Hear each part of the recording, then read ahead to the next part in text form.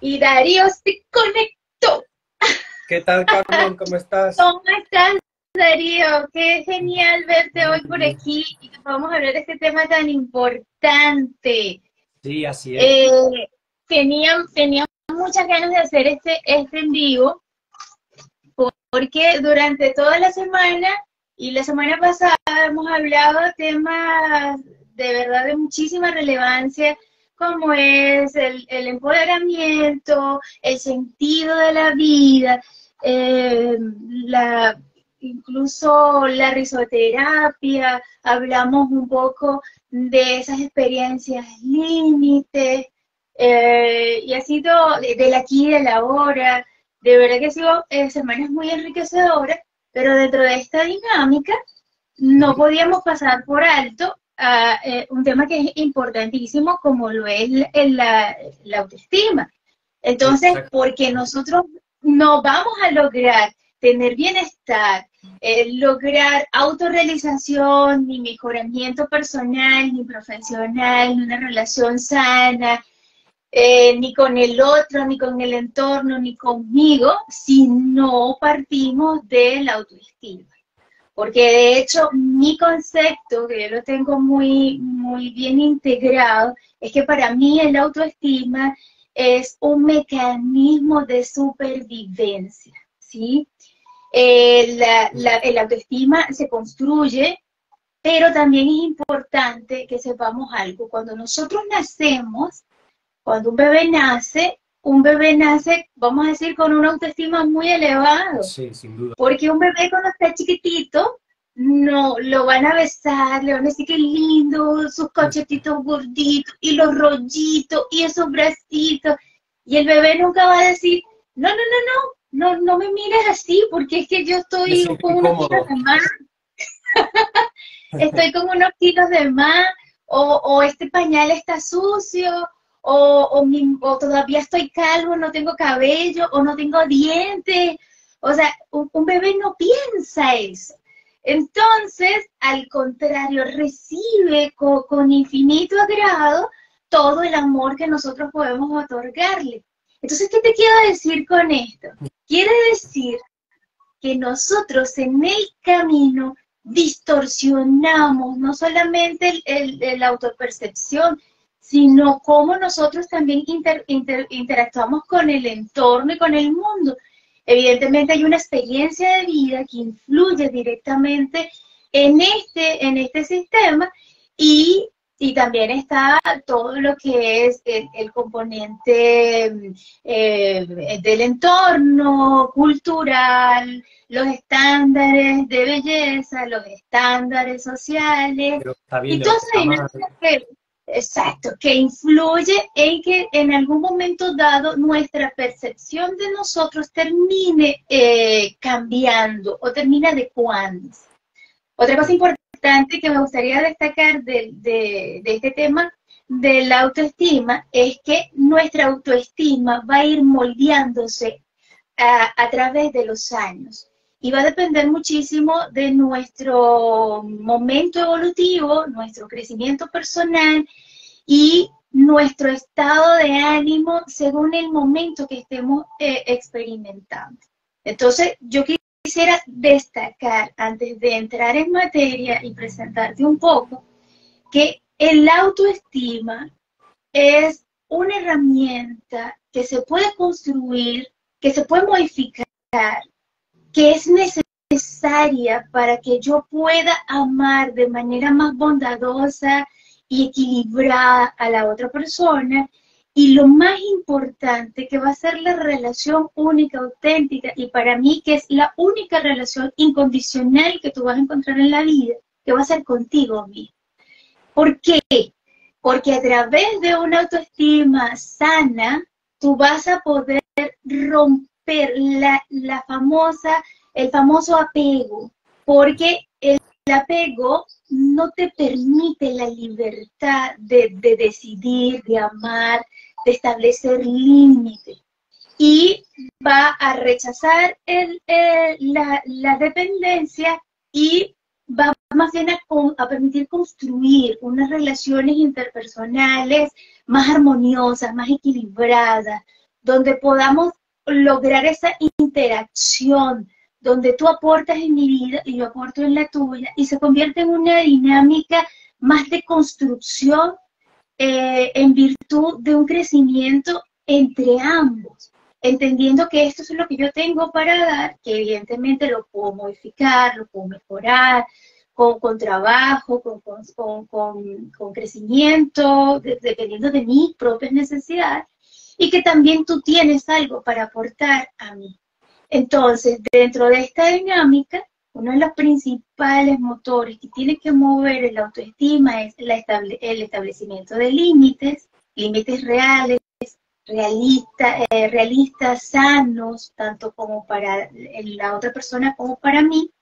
Además de esto, entender la autonomía, es decir, yo puedo vivir y puedo ser sin ti, porque si no se convertiría en una relación codependiente o con mucha dependencia.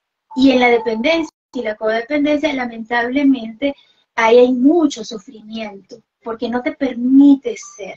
Otra cosa importantísima que me gustaría destacar de cuando nosotros tenemos una autoestima sana, es que no nos da miedo a la pérdida, porque entendemos que la vida es cíclica, que es constante evolución y cambio, que dentro de esta dinámica que estoy experimentando hay crecimiento, hay fortalecimiento, donde yo te puedo otorgar y tú me puedes otorgar, que las relaciones no son un acta casi que de sentencia, porque otra cosa importante que hay que destacar en el tema de la autoestima es que yo entiendo que no me pierdo intentando encontrarte y me olvido del famoso autosacrificio, donde yo voy a entregar todo sin importar nada a cambio. Es algo así como eso del amor, ese amor romántico, que eres el aire para yo respirar. Sí. Y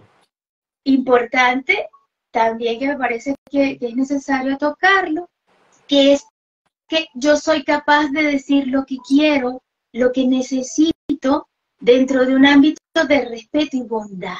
Pero para nosotros poder lograr todo, evidentemente todo este proceso, yo tengo que hacer un reconocimiento en mí y reencontrarme conmigo para poder establecer qué es mi autoimagen, quién soy yo, dónde estoy, qué tengo, qué cuento.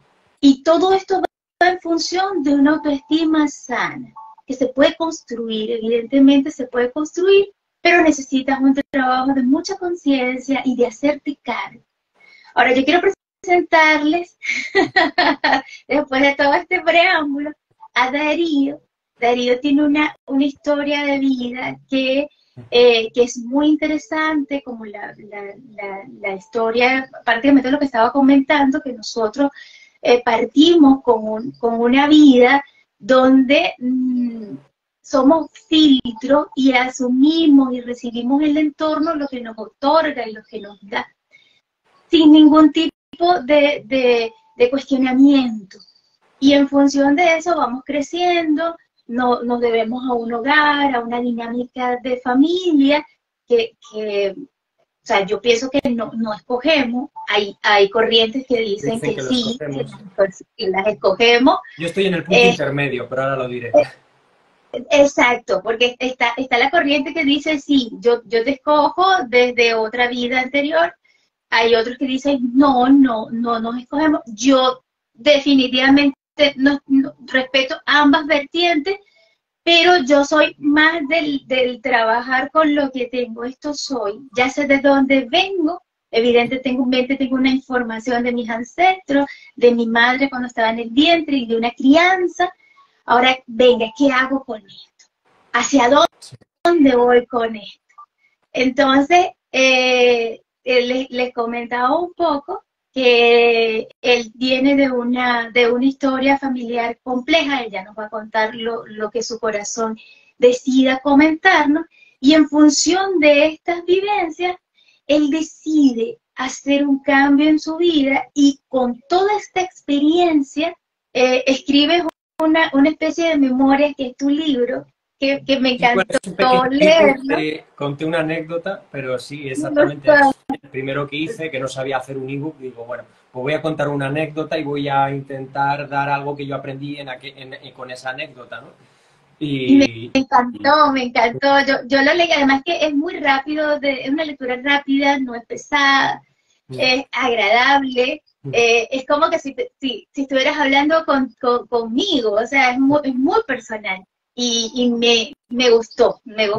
Te invito a que continúes fortaleciéndolo, que lo sigas haciendo. Este tipo de herramientas aportan y el otro puede estarlo leyendo y se puede sentir identificado con tu historia y eso es muy bonito porque cuando estamos en este proceso de sufrimiento, creemos que somos los únicos que lo estamos experimentando, que el mundo está en mi contra y no me permite ver que hay otras historias y hay personas que también se sienten como yo y que en esta dinámica nos podemos acompañar y sí, que este proceso de acompañamiento nos puede permitir el reencuentro.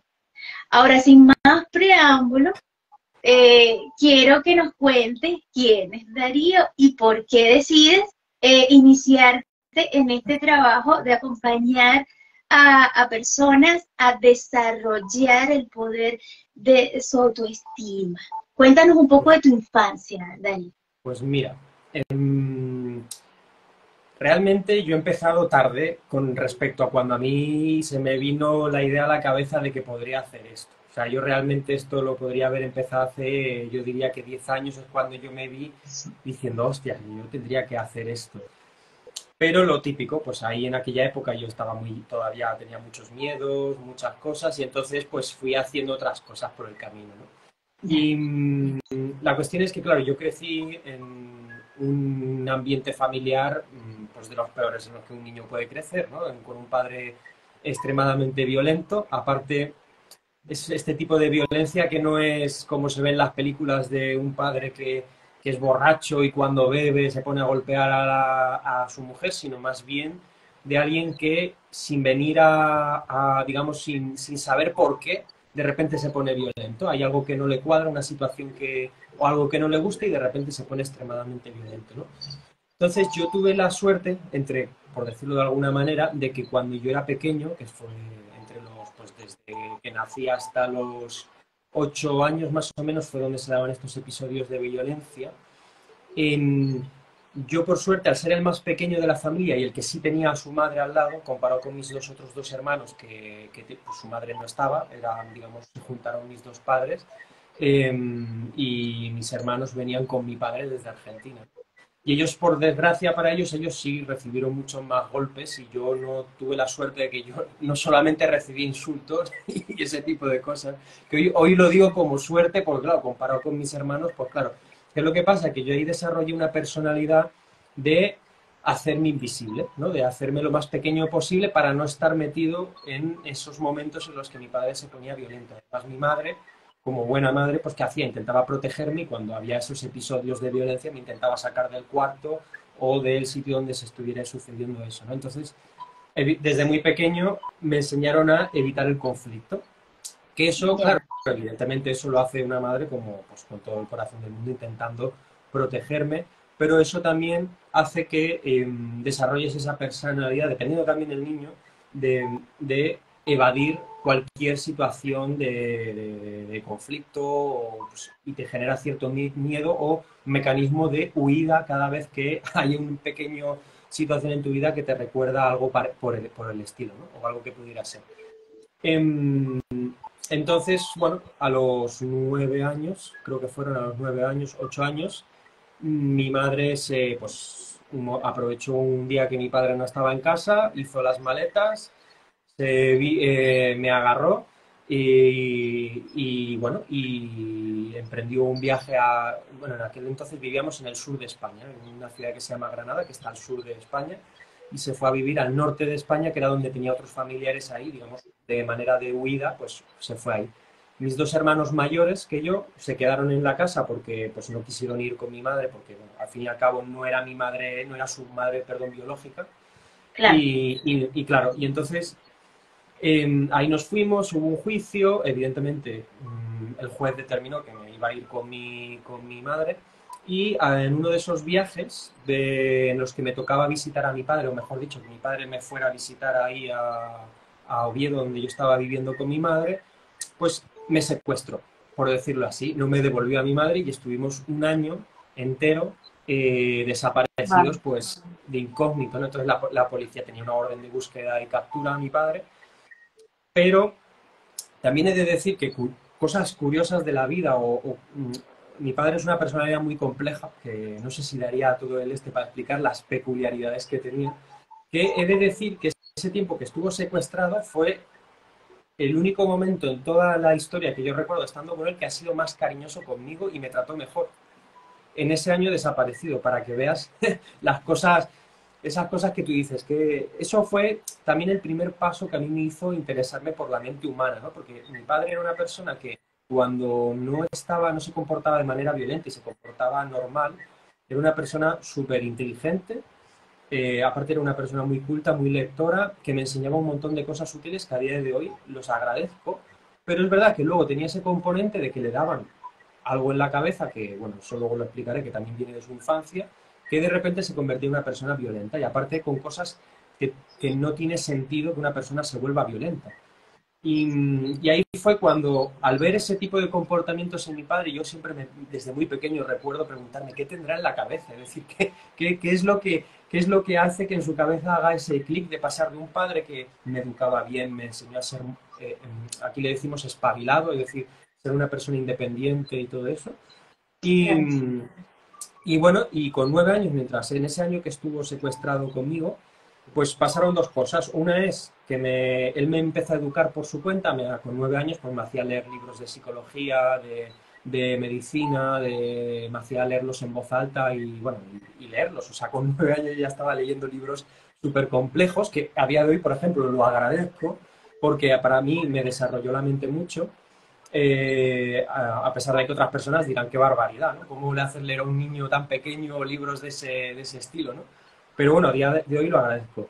Pero a la vez también me iba manipulando y haciendo lo que aquí se llama alineación, creo que se Sí, pronuncia alineación parental. alineación, que es como una especie de triangulación dentro de las relaciones Sí, parentales. claro. Sí, Cuando yo terminé ese año, porque al año me tuvo que devolver, porque ya el juez habló con él por teléfono y le dijo, mira, si no devuelves al niño ya te voy a tener que poner en búsqueda internacional, que se llama, y ya en cuanto te encuentren vas a la cárcel unos cuantos años, ¿no? Y ahí entonces de manera voluntaria me devolvió. Pero durante claro. ese año me estuvo manipulando y haciéndome creer que mi madre era poco más que el demonio.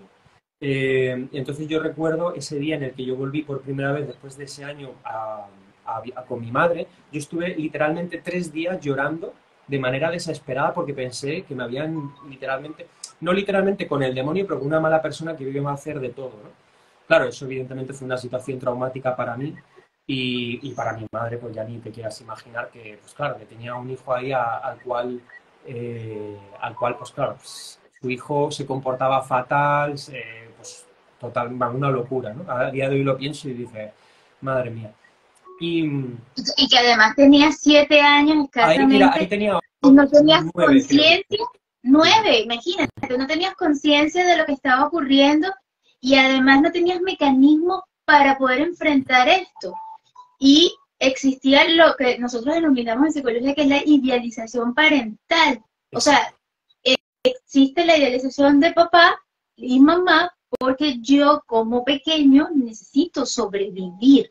Y la exacto. única forma de sobrevivir es alinearme y doblegarme a estas figuras de poder que representan papá y mamá. Y dentro de un conflicto de pareja, lamentablemente, estar en una triangulación es un proceso muy doloroso que te rompe porque tú no comprendes por qué tengo que amar a uno o a otro si ambos son mis padres y ambos yo por necesidad biológica, ni siquiera por una decisión. Estamos hablando que estamos diseñados biológicamente para aceptar, amar incondicionalmente a papá y mamá para poder sobrevivir. Entonces, es un conflicto muy fuerte que te rompe y es como que sí, y además que evidentemente es la familia, que es tu base, es tu puerto seguro, claro. son quienes te alimentan, te visten, te enseñan, te educan. Y estar en una situación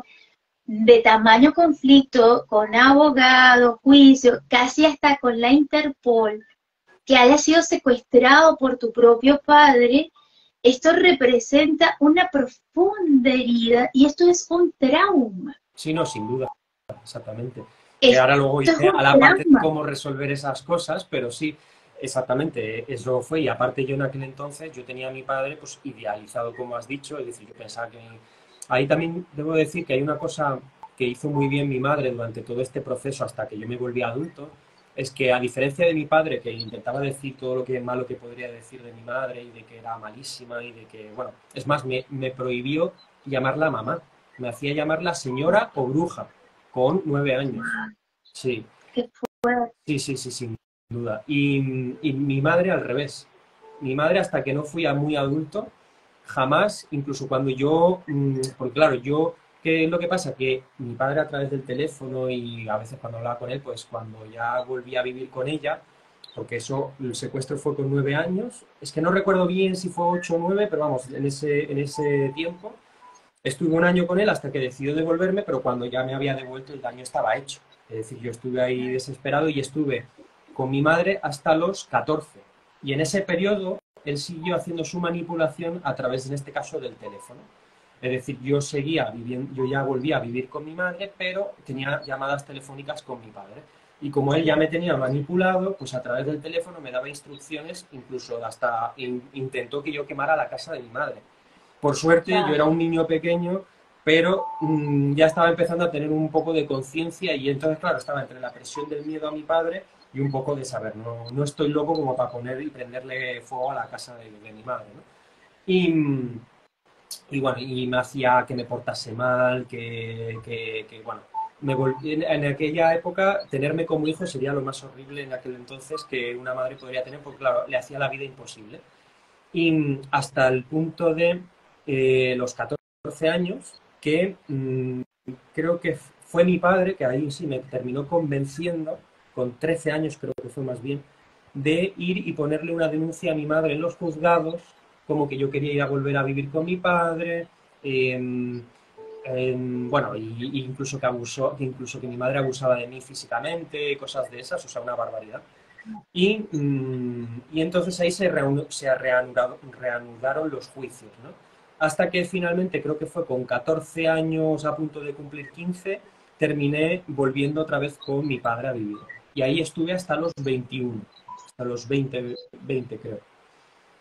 Entonces, en ese proceso sí, yo iba cada cierto tiempo a volver a ver a mi madre y todo eso, de los 14 15 hasta los 20. Claro, a todo esto, claro, yo crecí en un ambiente en el que mi padre era un manipulador, pero yo te puedo decir, no sé si se puede comparar, pero es una de las personas más manipuladoras y aparte que era muy inteligente, porque esa es otra, yo creo que si a mi padre le hiciera un test de coeficiente intelectual daría muy alto, eh, porque es una persona que era muy culta, que leía un montón sobre psicología y aparte se dedicaba a temas relacionados bueno, y ese fue su mecanismo de supervivencia porque, claro, que ahí está el punto de que, claro, luego aprendes cuál fue la historia de mi padre. Por eso hasta cierto punto, a día de hoy, ni siquiera le guardo tanto rencor, porque, claro, lo que a mí me hizo, pues la gente que lo estará viendo esto dirá, qué horrible. Pero claro, luego ves lo que le hicieron a él y fue aún peor, porque a mi padre siendo bebé ya le pegaban. O sea, siendo un bebé ya le maltrataban.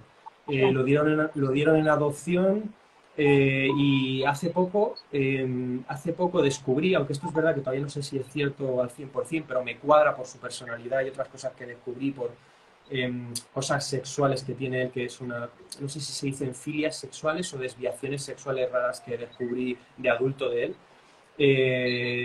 que como que también de pequeño le violaron, o sea, con 12 años o por ahí o algo así, como tal. Entonces, claro, entendiendo esa parte de mi padre de cuando era pequeño, pues es como ese, a lo mejor ese rabia o resentimiento que puedas tener hacia él se torna en, primero que lo aceptas como es y hasta te genera cierta, como qué pena, ¿sabes? Es decir, como pobre hombre, dice, evidentemente me gustaría que mi vida hubiera sido diferente, pero claro, una vez que ya tienes, digamos, las cartas sobre la mesa, ya te toca ¿qué haces con esto? Porque claro, yo puedo vivir toda mi Exacto. vida pensando, ah, mi padre me hizo esto, mi padre era un capullo, una mala persona, o puedo ver qué es todo lo bueno que saqué de estas experiencias, porque a día de hoy, cuando pienso en mi padre, evidentemente he hecho mucho trabajo personal, es casi que lo que tengo es agradecimiento, porque hay muchas cosas de mí que ahora mismo me siento muy orgulloso de mi forma de ser, de mi mente incluso, que si no hubiera vivido esas experiencias no las tendría. Y más ahora comparando con la vida que ahora mismo veo que hay alrededor de gente de mi edad, o incluso los que vienen ahora más jóvenes, que le llaman la generación de cristal, que no están preparados para la vida. O sea, literalmente no están preparados para la vida porque han tenido una vida muy fácil. Entonces, tampoco quiere decir esto que ahora la gente tenga que tratar mal a sus hijos, que hay a veces que la gente cuando dices una cosa se traspasa al otro lado, ¿no? Y entonces estas experiencias, claro, fueron duras, pero te dan mucha perspectiva sobre la vida, ¿no? Entonces, después de, evidentemente, tuve que hacer mucho trabajo personal, yo tenía una autoestima con 20 años bajísima, del nivel de no ser capaz ni siquiera de adelantar a la gente por la calle cuando tenía prisa por el hecho de que me daba miedo hasta que me mirasen. Es decir, a ese Claro, nivel lo que de... pasa es que estabas evidenciando el síndrome de Estocolmo. Sí, Después claro, de experimentar incluso un secuestro de alguien que representa para ti seguridad y hablemos de, o sea, sí, qué es lo que representa un secuestro. Entonces, el vivir y experimentar esto, evidentemente te genera secuelas. sí, Entendemos que papá y mamá también responden a un programa y lamentablemente hay muchas historias de violencia. Las generaciones anteriores a nosotros vivieron guerras, vivieron invasiones, y era otro estilo de crianza, era otro estilo de manejo. De hecho, siempre escucho, bueno, pero a mí me pegaban y me violentaban, pero aquí estoy completito. Y no, no claro, debió ser. Pero ese era el estilo de crianza que yo espero de verdad y han sido con mucho tesón y trabajo y amor que en algún momento nosotros logremos erradicar. El famoso es que solo le hace falta 2 golpes y que se enderece. no, No, es que los niños no entienden, los niños no saben. Falso. De hecho, hasta no hace mucho se hablaba de que los niños prácticamente carecían como de una especie de análisis de las situaciones que nos ocurrían y comenzabas a desarrollar criterios después de los 11 años. Pues eso es falso. Ya hay nuevos estudios de la neurociencia donde amén, qué bueno, han establecido que el niño sí tiene capacidad de análisis incluso estando bebé. De hecho, hay un experimento donde lo comprueban, donde colocan a un bebé y le muestran un payaso. Y el payaso hace un muñeco y hace como la moriqueta. Y el niño se sorprende a ver el payaso. Luego lo oculta y luego sale otro payasito y entonces el niño ve los dos y se emociona. Lo ocultan y luego sale un solo payaso. Y cuando sale un solo payaso, el niño comienza a buscar ¿quién está? dónde está el otro. Entonces, con esto se ha demostrado que los niños desde muy temprana edad tienen capacidad para poder generar raciocinio. No es que te va a resolver un problema matemático, ni te va a decir, qué sé yo, bueno, papá, la forma de que me estás educando no es la correcta. No, porque carece de muchos mecanismos y herramientas para llegar a ese punto. Pero la esencia del análisis, del discernir, sí lo tiene, sí lo tiene. Yo recuerdo eso cuando era pequeño. O sea, recuerdo esto está hablando, a ver, recuerdo y no recuerdo exactamente qué tipo de análisis hacía, pero sí recuerdo yo con 8 o incluso 6 7 8 años de tener una capacidad de saber empezar a valorar ciertas cosas, ¿no? Entonces es verdad que ahora no recuerdo, porque evidentemente fue hace mucho tiempo, pero sí recuerdo de llegar a conjeturas y incluso juicios, ¿no? De las cosas que pasaban, ¿no? Y es más, ahora yo estoy aprendiendo de un hombre que se llama Jorge Carrasco, que enseña mucho esto, ¿no? De cómo desde muy pequeños nosotros hacemos juicios según lo que vivamos de pequeños y que esos juicios luego se manifiestan cuando somos adultos en comportamientos inconscientes. Y entonces Claro. hay que hacer un ejercicio de ir hacia atrás para intentar encontrar esos juicios que hicimos, que se han fijado ahora en creencias inconscientes, para trabajarlos o quitarlos, intentar cambiarlos o modificarlos para que el comportamiento que viene a raíz de esos juicios, que normalmente pues, son miedos, normalmente la gente lo que quiere es quitarse los miedos y vienen muchas veces de ese tipo de situaciones, ¿no? O Claro, hábitos que no saben tal. Entonces, claro. investigarlos, tratarlos, intentar sacarlos y cambiarlos por otros más positivos, ¿no? Y quieres que te diga algo que me parece necesario hacerlo aquí en este ensayo? ¿Sabes por qué no lo recuerdas? Porque cuando nosotros hacemos este tipo de análisis muy pequeñito, funcionamos desde el amor. ¿Te das Sí, cuenta? exacto. Sí, Y cuando yo funciono desde el amor, siendo muy pequeñito, yo no logro comprender la maldad. No lo entiendo. Entonces, cuando yo estoy pequeño y vivo este tipo de situaciones, que lamentablemente son situaciones límites, yo nunca voy a pensar, porque estoy haciendo este análisis desde el amor, nunca voy a pensar que papá y mamá lo están haciendo fatal o que se están equivocando. Yo eso no lo puedo hacer, es que no lo logro hacer. Entonces, ¿qué piensa el niño? El problema soy yo, yo soy el defectuoso. Yo tal vez no debí nacer, si yo no existiera, papá y mamá no estuvieran en pelea, si yo tal vez no me portara, no fuera tan tonto. Eso que tú dijiste al inicio, quiero ser invisible, eso realmente es un análisis y es un proceso de supervivencia, un mecanismo de defensa que tú aplicaste porque no podías establecer un juicio de valor de papá y mamá porque biológicamente no estamos diseñados para eso. claro. Entonces, en vez de pensar, papá y mamá la están haciendo mal, o esto que están haciendo me está haciendo daño, no. Yo prefiero desaparecerme, volverme invisible, porque el defectuoso soy yo. Entonces, cuando existen estos conflictos, el niño no deja de amar a papá y mamá, el niño deja de amarse a sí mismo. Y por eso Exacto. esto te rompe el autoestima. Sí, sí, totalmente. Y así es, y aparte, vamos, en este caso, cuando luego seguí viviendo ahí, pues claro, yo estaba sometido totalmente a mi padre hasta que sucedió lo que se lee en el libro, que me fui a Argentina y se generó un cortafuego, vamos a decir, entre mi Sí, padre y yo. Ahí es donde empecé a salir de esa manipulación, porque aparte también las personalidades como mi padre o sea, te aíslan también del mundo.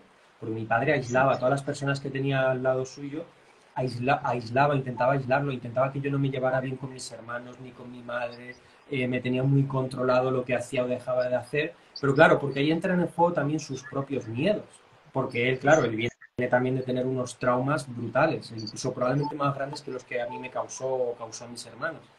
Eh, y entonces él tenía un miedo al abandono seguramente atroz, o también porque, como has dicho tú, desde pequeños, si entendemos que para nosotros, si las personas de las que esperamos amor, cuando estamos aprendiendo lo que es el amor, Exacto. o eso, lo recibimos en manera de violencia, muchas veces, sí, yo sé que esto es muy chocante para muchas personas, pero muchas veces estos que no voy a decir todos porque hay que analizar cada caso individualmente, pero hay personas que cuando se han criado en ese ambiente de violencia desde que son bebés, como el caso de mi padre, muchas veces lo único que saben ellos para dar amor es la violencia. Y esto yo sé que hay mucha gente que no lo ha vivido, no sabe, no entiende que esto pueda ser así, pero como ha dicho Carmen, cuando eres un bebé y empiezas a desarrollarte, tú empiezas a aprender mecanismos de supervivencia y hay a veces que cuando tú tienes un padre violento o una madre que es sumisa en este caso, a veces el niño tiene que evaluar qué me vale a mí para sobrevivir, comportarme Exacto. como mi madre y dejar que otro el ataque ser como mi padre y ser yo el que hace el ataque para no recibirlo yo. Y hay en algunos casos, en mi caso yo por suerte o por desgracia, dependiendo cómo se pueda ver, yo opté por volverme sumiso, baja autoestima como mi madre y en el caso bueno, y rechazar todo lo que es mi padre en este caso, ¿no? Bueno, a día de hoy ya no lo rechazo, tampoco evidentemente me refiero a que haya que imitarle, pero que ya no tengo un conflicto lo que es con la imagen de mi padre, ¿no? Y, y eso ahí es donde empieza también a aumentar tu autoestima y a resolver esos conflictos que tienes internos. Entonces, ahí a veces que hay que entender que esas personas que suelen ser violentas es simplemente que de pequeño aprendieron que para sobrevivir a lo mejor la mejor opción es ser violento.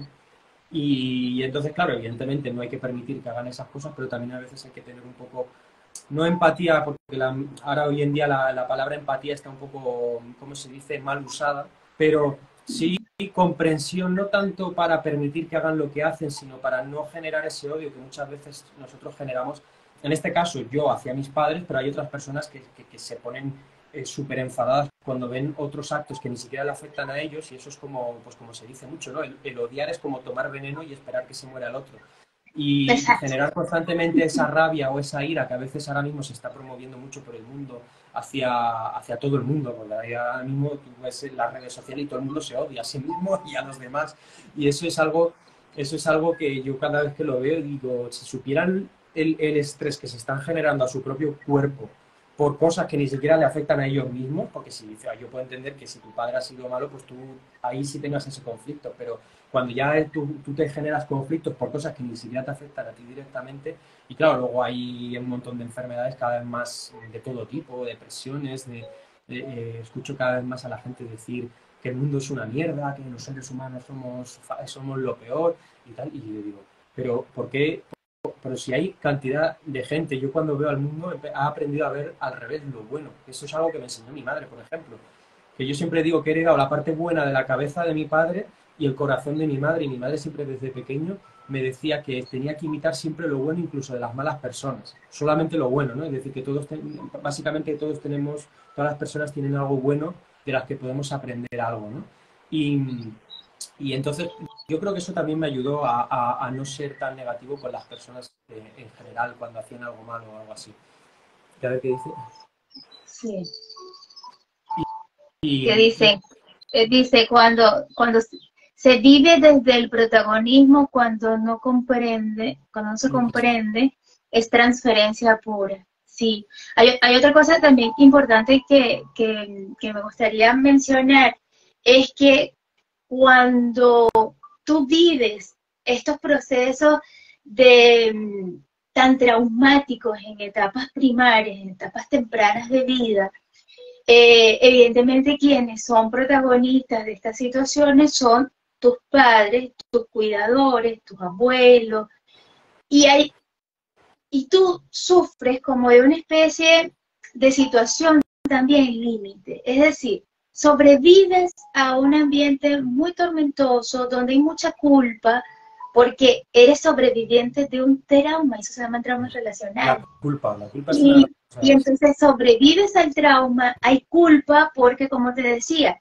el problema debía haber sido yo no debía existir. Si yo no existiese, mi papá y mi mamá no tuvieran los problemas que tenían y esto no hubiese pasado.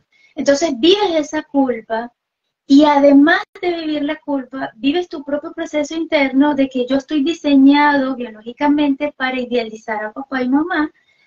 Y entonces, ¿cómo los dejo de idealizar? Entiendo que son seres humanos que cometen errores, que toman decisiones, que también responden a programas instaurados, pero no solamente ocurre eso, sino que te enfrentas a una sociedad muy desafiante, que te culpa, que te señala, porque ¿cómo es posible que seas tan mezquino, tan poco agradecido, tan mal hijo, que no puedas ver, no puedas agradecer que tienes a papá y mamá, que tuviste un hogar, que te dieron comida, que te dieron educación, que Bueno, gracias a mi ellos eres padre quien usaba eso. eres. Exacto, que gracias a ellos eres quien eres, que no te abandonaron, que no te abortaron, que te dieron la vida. Entonces la sociedad también es muy dura con este tipo de situaciones porque además te señala, te juzga. Y también está el tema de honrar padre y madre. Y entonces te encuentras como una especie de túnel emocional muy oscuro donde te pierdes. Porque dices, por una parte, yo viví esta experiencia, si la recuerdo, me hace sentir muy culpable porque tal vez debería de olvidarlo, debería de pensar que eso nunca me ocurrió y sonreír y amarlos porque gracias a ellos tengo vida. Y entonces entras en este túnel muy oscuro donde eres muy señalado, donde el mundo es muy duro porque no lo comprende. Solo el que lo ha vivido, lo ha experimentado, sabe lo que duele en este tipo de heridas. Porque a pesar de todo lo que ocurrió, porque por ejemplo, vamos a ponerlo en este contexto, tú tienes una relación de amistad con alguien y ese alguien te estafó, no cumplió su promesa, hizo algo que iba en contra de tus valores, tus principios, y sencillamente tú dices, ¿sabes qué? Adiós, agradezco la experiencia, agradezco lo que me has enseñado, y si te vi no me acuerdo, y no pasa nada, y te vas, avanza. Pero cuando esa familia, ¿cómo te desprende? ¿Te das cuenta? Entonces la familia se convierte como una especie de una gran hoguera, que para algunas personas puede resultar un calor muy rico, pero para otros puede resultar un calor tan agobiante que te puede quemar. Y entonces a veces es preferible estar un poco más alejado. Entonces, esto es complejo. Hay muchos que deciden hacer como una especie de protector alejado, como que me ocurrió todo esto, pero yo sonrío, digo que no me duele y continúo la vida. Hay otros que deciden, sí, efectivamente valido lo que me ocurrió, eso me dolió, y en función de esto, yo voy a transformarlo en crecimiento y fortalecimiento. Pero yo quiero decirte algo más, Darío. Todo lo que tú viviste en infancia no debió ocurrir. No debiste haber pasado por toda esa situación. Y por eso en este momento tú puedes llegar a sentir ese conflicto interno de decir, bueno, pero es que mi papá era bueno por esto, mi mamá era buena por esto, porque yo necesito tratar de justificarme porque yo experimenté esto, porque yo viví esto. Pero quiero que sepas que nunca debiste haber experimentado esto. Esto nunca debe haber ocurrido. Nunca debe haber ocurrido. Bueno, porque ningún niño al mundo, ningún niño debe llegar a este mundo a sufrir, a vivir violencia, a vivir triangulaciones, a que lo rompan de esta manera. Eso no debe ocurrir. Por eso tenemos que seguir haciendo campañas en pro de una educación en el respeto, en el amor, en la empatía, en entender que para yo poder amarte, para yo poder otorgarte bondad, yo primero tengo que aplicarla conmigo. Y en función de eso, entonces voy a poder generar crianzas más saludables, que no necesito demostrarle a mi hijo que me tiene que respetar por medio de la violencia. Al contrario, siéntate, explícale. Tal vez no le vas a explicar como un niño, como un adulto. Mira, no, explícale como niño, incluso siéntate en el suelo, con él, a su mismo nivel, y explícale con amor. En ese momento piensa, ¿cómo me sentía yo cuando papá y mamá me regañaban y me golpeaban? Es lo que yo quiero que sienta mi hijo en este momento cuando lo estoy regañando. Claro. Entonces cuando hacemos esa conversión, todo esto va cambiando. Ahora, te pregunto algo. ¿Qué ocurre en tu vida, Darío? Que tú dices, esto me está carcomiendo, esto me está envenenando tanto que yo necesito trascenderlo.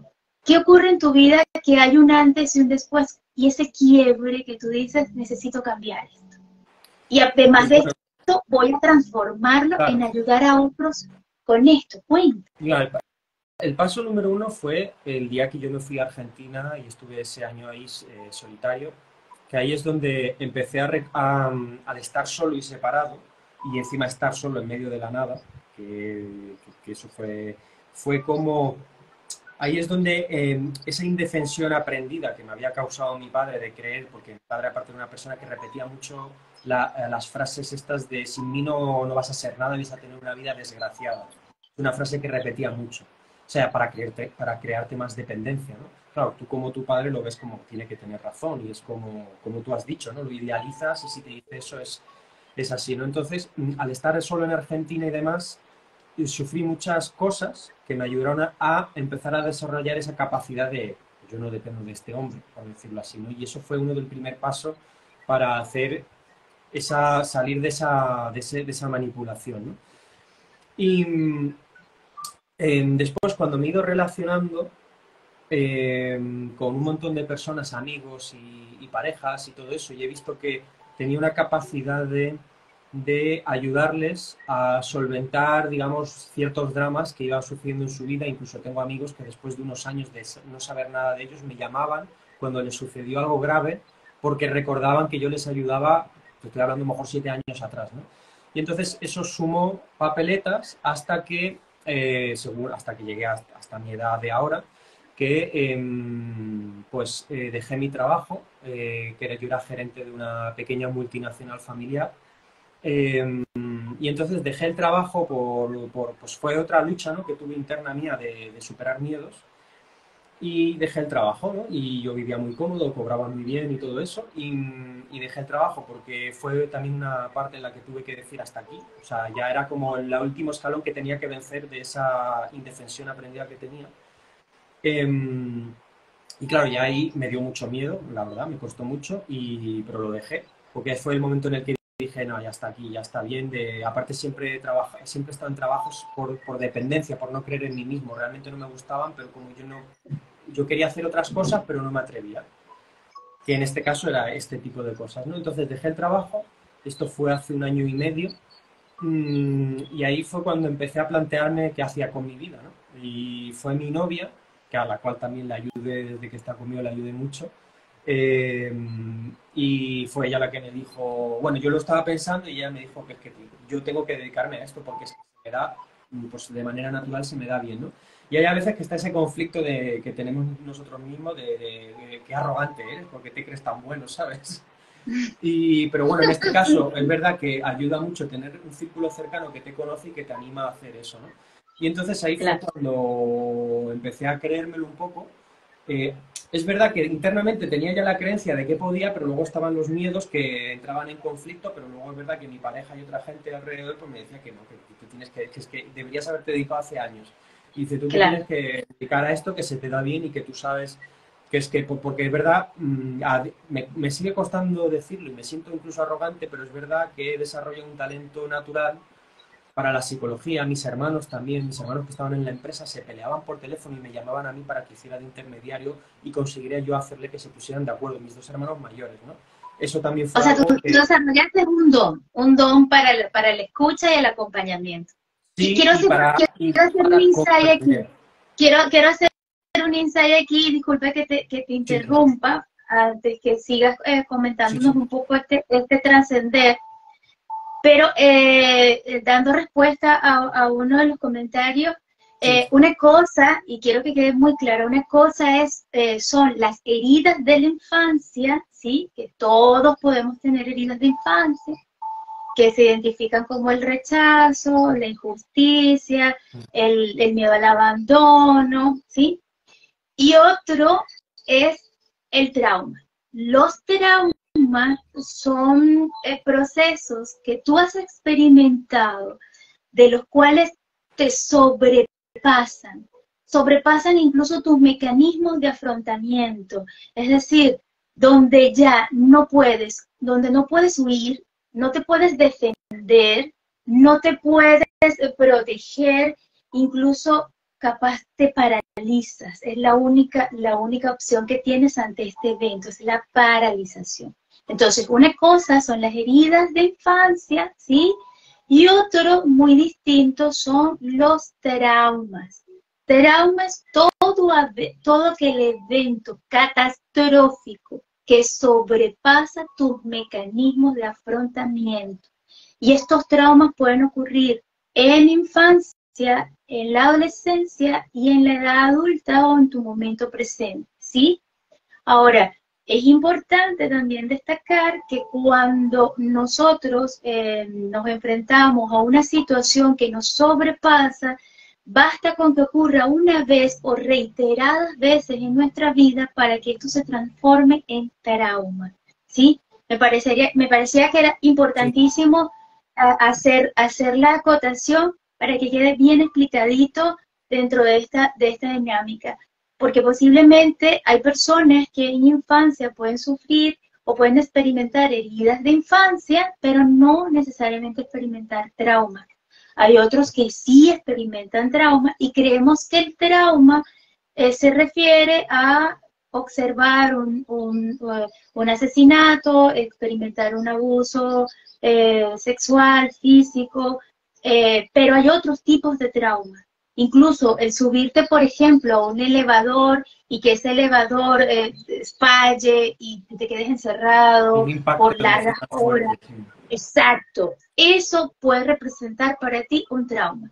O que de repente tú vayas caminando por la calle tranquilamente y alguien te aborde, te golpee, te robe. Eso puede representar un trauma. Solo basta que ocurra una vez o reiteradas veces una situación que sobrepase tus mecanismos de afrontamiento para que ocurra un trauma. ¿Sí? Ya terminando de hacer este Sí, sí. insight para que quede bien, bien, bien clarito y gracias a Moni por haber hecho la solicitud de la aclaración. Ahora sí, Sí, continúa contándonos em, ese despertar que, sí, que, que sentiste. claro, es verdad eso. Mm, a ver, yo como digo, he tenido que superar muchos miedos. Una de las cosas buenas que tengo, que creo que me ha ayudado mucho a superar los miedos, es que soy una persona que yo siempre he sido muy miedosa a casi todo prácticamente, pero es verdad que siempre he tenido una conciencia de que tenía que superar los miedos. Es decir, entonces hacía las cosas con miedo, siempre, ¿no? Y entonces, igual que cuando me ofrecieron irme a Argentina, lo hice con miedo, pero lo hice, y un montón de situaciones que lo he ido haciendo con miedo. Entonces, igual que lo de la empresa, el estar en esta empresa, que era de mis hermanos y fueron ellos los que me invitaron a entrar en la empresa hasta que llegué a ser gerente, estuve 4 años y ahí me tuve que enfrentar a una cantidad de miedos. Pues imagínate, yo tenía pánico, Wow. yo tenía que hacer ventas en frío por teléfono y no te puedes hacer una idea de lo que sufrí las primeras llamadas de teléfono, o sea, pero entraba en pánico, literal, o sea, me sudaban las manos, o sea, y era algo que en principio pues no es tan complicado, me iba a visitar a empresas en persona y yo estaba, pues claro, la gente lo notaba, yo sé que la gente lo notaba, pero bueno, me trataban bien, pero entonces, pero en mi cabeza yo siempre que tenía esas situaciones, siempre me decía a mí mismo, es decir, siempre tenía un sentimiento de querer hacer este tipo de cosas y siempre decía que si no, cada vez que estaba en el momento de enfrentarme a algo que me daba mucho miedo, digo, si no haces esto, ¿cómo quieres llegar a hacer todo lo que quieres hacer en la vida, que tienes encima aspiraciones grandes? Y dice, si no haces esto, entonces eso es verdad que es como un mecanismo que he usado a todo esto, ¿no? Entonces, en la Exacto. empresa eso junto con estas experiencias como cosas como mis hermanos mayores que me llamen a mí para que yo haga de intermediario, que les hacía casi de coach para que se arreglara cuando se estaban peleando por teléfono, porque Wow. trabajamos en casa cada uno, ¿no? Y entonces eso junto con esas experiencias con amigos y novias que he tenido y demás y que he sabido ayudarles para resolver cosas o motivarlas, incluso amigos con 18, no, con 20 años, que era yo el que motivaba a mis amigos, cuando les dejaba la novia o cuando tal, era yo el que era capaz de sacarle de ese drama para que vieran la vida distinto, ¿no? Y entonces he tenido esa habilidad natural. Es verdad que yo creo que también me ha ayudado, que siempre he sido muy lector desde pequeño y que creo que esa información, pues a base de leer, aunque no te la acuerdes de memoria el libro, pero como con 9 años ya leía cosas de crecimiento personal, psicología, más aparte de trabajar en la clínica de mi padre, que trabajaba con personas. Es que esto es curioso porque mi padre era muy bueno curando a las personas, pero luego llegaba a casa y hacía lo que hacía. ¿Sabes? Y era súper Wow. comprensivo con las personas y era y era súper más. Mi madre pidió ayuda una vez a unos clientes cuando todavía vivía con mi padre, y los clientes de mi padre no se creían lo que le contaba de mi padre, porque mi padre cogía y cuando iba a trabajar con las personas, claro, se comportaba como la persona más simpática del mundo. O sea, bueno, es que entra dentro del perfil psicopático, ¿no? Era una persona que era súper encantadora, súper amable, súper educada. Vamos, la gente se quedaba maravillosa con su educación, pero luego cuando se daba la vuelta y llegaba a casa, pues daba palizas a todo el mundo. Pues Wow. bueno, todo eso al final fue que en la empresa, al darme cuenta de esas situaciones que se repetían en mi vida, fue como empecé a pensar en todo eso, y cuando ya había conseguido vencer ese miedo de ya me toca vivir por mí mismo y no depender de nadie, pues dije, vamos a empezar a hacer esto, ¿no? Y bueno, empecé haciendo la web, empecé a subir pues, cosas a Instagram. Es verdad que al principio por miedo subía típicas frases de motivación y demás porque me daba miedo grabarme. Así como que no quiero que me vean, ¿cómo hago Claro, esto? claro. Y es verdad que el primer vídeo que subí, que fue hace ya 3 meses, me hubiera gustado subirlo hace 6 meses, pero eso fue un gran desafío que estaba, por suerte, trabajando con una coach que me ayudó. Descubrí que me daba tanto miedo ponerme delante de la cámara, y ves que ahora pues más o menos lo llevo bien. Es verdad que me pongo un poquito nervioso antes de encender la cámara, pero es porque también tenía ahí, no sé si es un trauma o una herida, de que cuando tuve los juicios, cuando era pequeño, eh, recuerdo, y eso lo descubrí con la coach, que haciendo memoria y cosas de estas, descubrí, porque como me daba miedo, pues empezamos a hablar de, a ver, intentar indagar por qué me daba tanto miedo ponerme delante de la cámara, porque el primer vídeo que subí, antes de subirlo hice varios intentos y yo me quedé como media hora paralizado delante de la cámara, sin ser capaz de darle al botón grabar. Y claro, y eso digo, pero ¿y por qué me pasa esto? Si yo me he grabado otras veces, incluso me he subido fotos en Instagram haciendo el tonto, ¿no? Pero el hecho de tener que explicar algo delante de la cámara, era ahí donde se generaba un conflicto. Sí, Y sí, descubrí, sí puede estar relacionado con o el sea, trauma. claro, claro, Porque fíjate que el trauma, los traumas quedan como registrados, como instaurados en nuestro sistema nervioso central. Y claro, nuestro sistema nervioso central activa el sistema, no sé si para los que no conozcan, nosotros tenemos un articular. sistema que se llama el sistema simpático y el sistema parasimpático. El sistema simpático es el que está diseñado, aunque me causa gracia porque es simpático, eh, él está diseñado para activar mecanismos de defensa, como la protección, o sea, la defensa, la huida, la protección o la paralización. Y el mecanismo parasimpático es el que, una de sus múltiples funciones, porque tiene otras, es calmar el sistema simpático. Entonces, cuando nosotros estamos reviviendo una experiencia traumática, automáticamente se activa, nuestro sistema nervioso central activa el sistema simpático porque entiende que lo que viene es muy difícil, va a ser estresante y me tengo que preparar para defenderme ante esto. Sí, Y por eso, como lo que no está frente a ti es un mamut que te quiere devorar, entonces, ¿qué hace tu cuerpo? Como no me voy a defender, ni voy a huir, ni me voy a proteger, lo que hago es que me paralizo. Entonces, cuando nosotros nos paralizamos frente a una situación, está activo nuestro sistema simpático, que es el que nos defiende, nos protege. Y comenzamos a experimentar los síntomas de sudoración, taquicardia, aceleración del ritmo sanguíneo, paralización, incluso nuestras pupilas se dilatan porque necesito observar, quiero observar mejor. ¿sí?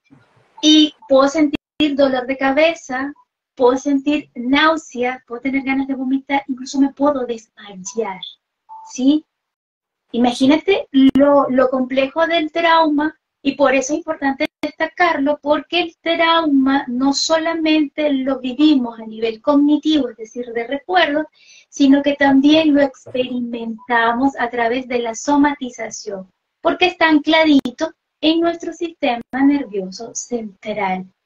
Qué bonito que podamos hablar de estas cosas. Entiendo que son temas difíciles, Pero uno de los que yo quiero rescatar de estos espacios es que es psicoeducación, porque nosotros Claro, no podemos, a veces nos ocurren estas cosas y no y no entendemos sabemos. qué pasa, y creemos que somos nosotros. Ay, soy tonto, ¿por qué me está pasando esto? Me da rabia, ¿por qué soy así? Y entonces comienzo de alguna manera a atacarme y a lastimarme incluso, ¿por qué los demás pueden? Yo, ¿por qué no?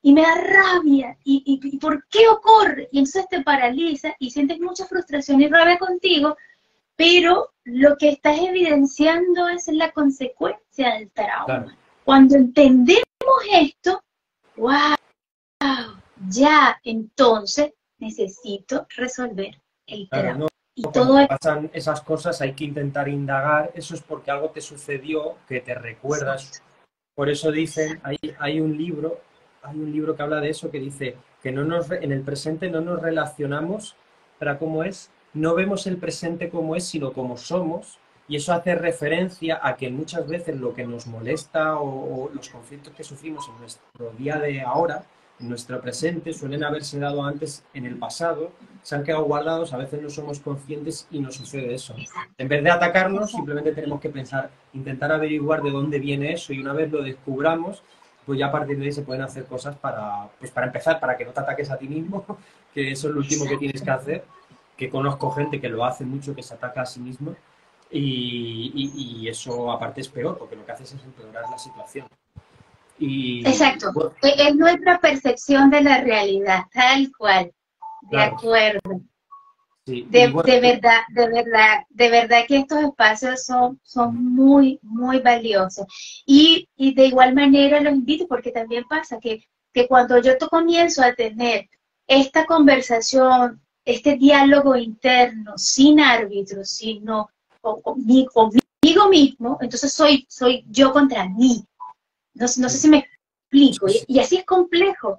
Por eso nosotros en terapia trabajamos esto y hay un árbitro, es decir, hay un acompañamiento, porque hacerlo muchas veces, hay personas que pueden desarrollar herramientas para poderlo lograr solo, qué bien, pero hay otros que definitivamente no lo pueden hacer, no saben hacerlo y necesitan ese acompañamiento porque necesitas un árbitro, alguien que diga, epa, y levantarte en el momento que sea el más indicado. exactamente, sí, sí. Ahora, Y, Darío, te pregunto, luego de toda esta dinámica, y no quiero cerrar el en vivo porque creo que tenemos mucha tela que cortar, me encanta ya, esta conversación contigo porque ha sido súper franca, muy emotiva.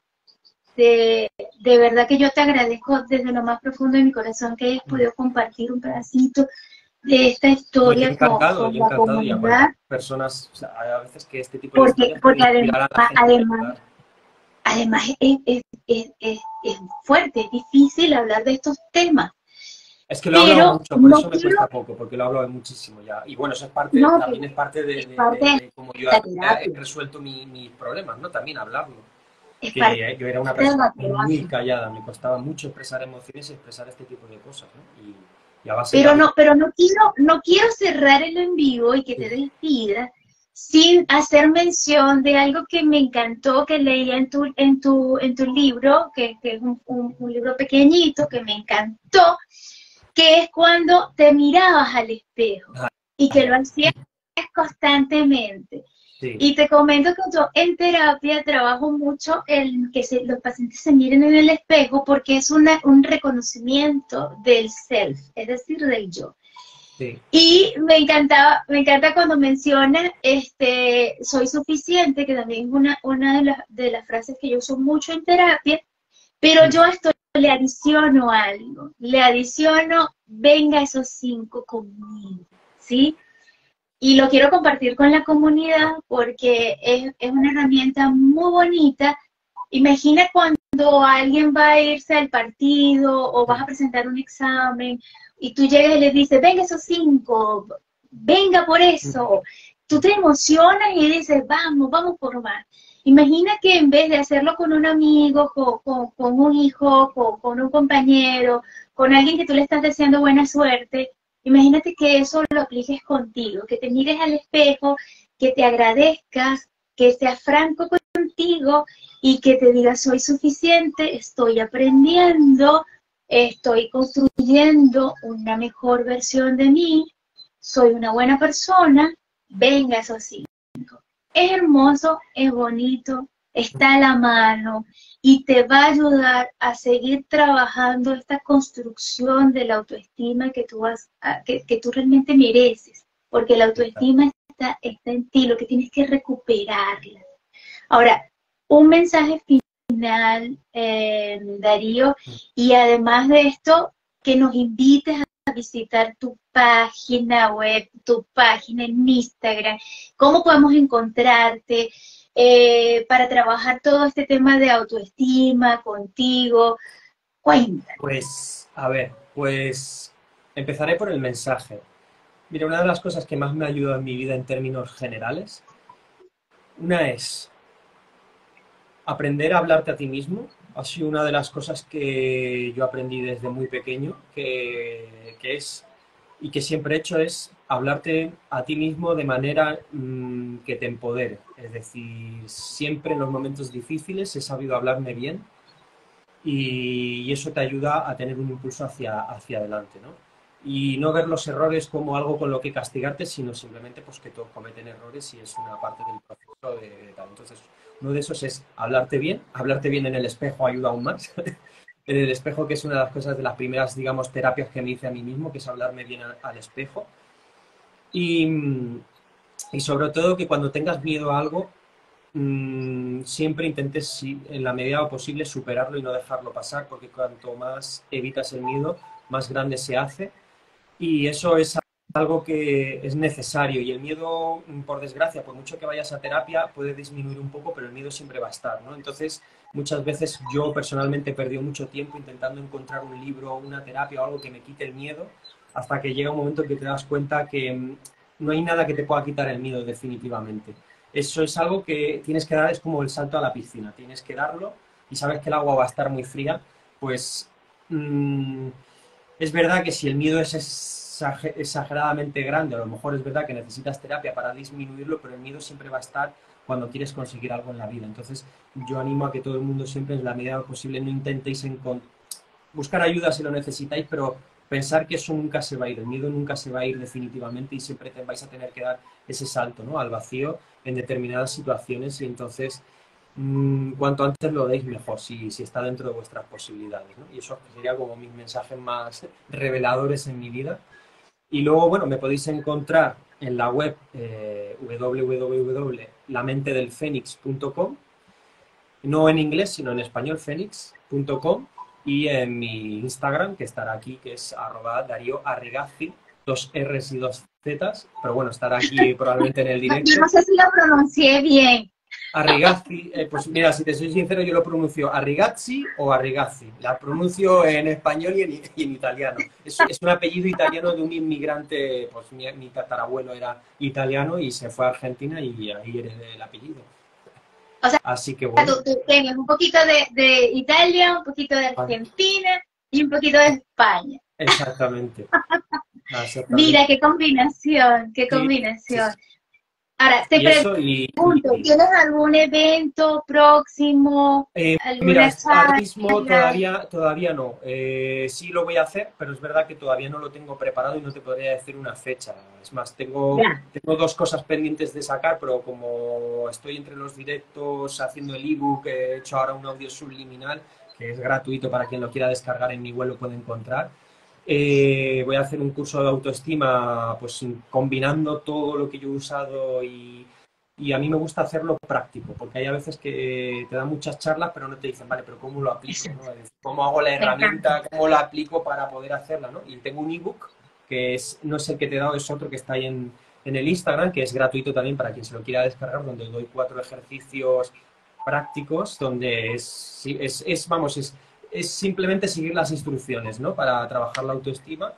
Y nada, probablemente muy pronto, espero que en septiembre a más tardar o antes, espero antes, pues sacaré un curso de autoestima, pues lo más completo que sepa hacer. Y pronto anunciaré seguramente algún evento, alguna charla o algo para hacer. Así que bueno, seguirme y en cuanto lo tenga lo subiré. Me encanta. Bueno, espero ser una de las primeras de enterarse y ayudarte a hacer Bueno, la promoción. y muchísimas Porque gracias por haberme invitado, claro, por supuesto. Y digo, y yo si quieres venir y te invito yo a mi canal y hablamos de ti, porque claro, yo he visto que entrevistas a mucha gente, pero no hablas de ti, de cómo te dio por ser ay, ¿verdad? psicóloga o por todo eso. Y aparte seguro que tú también tienes incluso más experiencias que yo con clientes o incluso saber cómo se surgió lo tuyo, ¿no? De que tú quisieras ser psicóloga o qué te llamó a ti a ser psicóloga. Sí, Así que vamos, por es la una invitación. historia, es una historia. Pues ya Sí, sí, sabes. de hecho eso viene por ahí. Yo fascinada, encantada de que me invites a tu casita y que podamos conversar. Muchas De verdad, ay, qué gracias, lindo chico. estar Mónica, ¿no? pendiente de tu Mónica. trabajo. Qué linda. Gracias, Gracias, gracias. Bueno, la Mónica. idea de este espacio es crear esta interacción, hermandad, abrir ventanas para que las personas, por algo mi página se llama Estás escribiendo tu historia. Y eso tiene una razón de ser, en algún momento lo comentaré, pero antes de llegar a eso, sí quiero abrir este espacio para que muchos se conecten, cuenten un pedacito de su historia y que nos digan qué valor agregado están aportando, que encuentren el sentido, que puedan decir, mira, yo vengo de esto, aprendí esto, yo tan bella, igual, preciosa, y en función de toda esta experiencia, le di la vuelta, me reinventé, me empoderé y ahora estoy ayudando a otras personas a encontrar no solamente su sentido, sino bienestar en su vida. Esa es la intención de este espacio, que nos conozcamos, que podamos hacer una comunidad muy amplia, que sea más activo. Y yo soy partidaria y siempre lo diré y lo seguiré diciendo, necesitamos humanizar la psicoterapia, pero también necesitamos humanizar las relaciones interpersonales, que esto se convierta en un flujo de respeto, de hermandad, de acompañamiento, de apoyo. Entonces, de verdad, sí, esto va a estar guardadito en el Instagram y van a poderlo ver en diferido. Yo te agradezco, Darío, desde lo más profundo de mi corazón y desde lo más bondadoso No, que muchísimas hayas gracias. compartido tu historia, que hayas aceptado la No, invitación hombre, gracias a ti eh, por invitarme. No, no, muchísimo, muy, muy agradecido. y que además tienes un mensaje muy poderoso que dar. Pienso que has hecho una reinvención de un proceso muy complejo que te tocó vivir y que estás en esa necesidad de darle forma y transformarlo, porque hay dos formas de vivir los traumas. Uno, que el trauma te atrape y te arrase, o entender que eres tú y esto es lo que te pasó. Tú no eres lo que te ocurrió. Tú eres una persona con una historia y que esa historia tiene que ser contada y no solamente contada, sino que permite transformar la vida de otro. Honro tu vida, honro tu espacio, honro Muchísimas cada herramienta que puedas otorgarle al mundo y que puedas ayudar a muchas personas a sanar y a empoderarse con su autoestima. Te abrazo gigante. Gracias, David. gracias. Muchas gracias, Carmen. Pues Nos nada, vemos en nos vemos otro. y nada, ahora hablaremos y cuando quieras venir a mi canal, a ver, yo no sé hacer no sé hacer entrevistas, no estoy acostumbrado a hacer entrevistas, pero te haré una entrevista, me contarás tu vida como si fuéramos amigos. Sí, por supuesto, en una conversación Conversación, con sí. un café y unas galletas. Venga, pues perfecto. Yo pongo el café, tú las galletas. Venga. Nos Pues, vemos. Chau, pues chau. muchas gracias a todos y a ti, Carmen. Un Gracias. saludo, chao.